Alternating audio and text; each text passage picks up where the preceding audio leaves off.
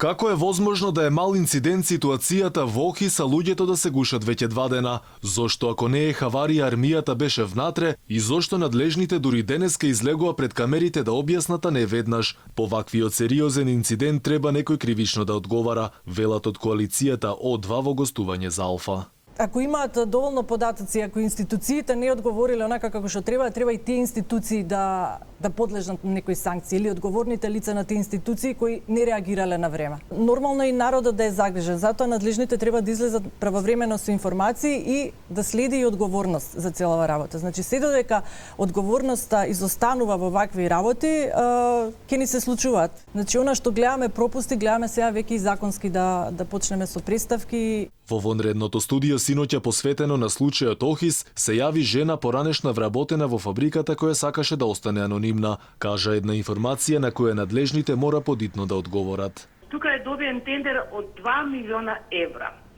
Без тендер, без елаборат, уплатено му се околу 390.000 денари, значи некаде во март месец, за чистењето на Охис, односно на овие хемиски опасни материи, каде што цените се премногу напумпани. Значи не е тоа реалноста што е прикажано. Значи се работи за нестручен тим што го направи сето ова, значи што се случи дешавката таму.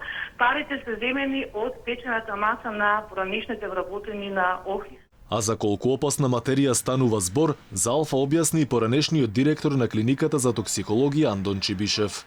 За метилакрилатот мономер се работи за токсична субстанца, хемиска субстанца, која што има неповолно дејство на здравието на луѓето, посебно кога се доаѓа со незе во контакт директен или кога се доаѓа во контакт со испарувањата, затоа што се работи за лесно испарлива течност.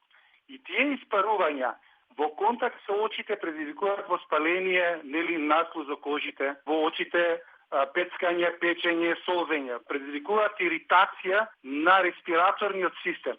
Уште пред 1 година за проблематичното складирање на отровни супстанции во Охис реагирал и сега поранешниот министер без ресор во владата на Зоран Заев, Аднан Ќахил, кој беше и член на работната група за решавање на Линданот, но и поранешен главен инженер во фабриката.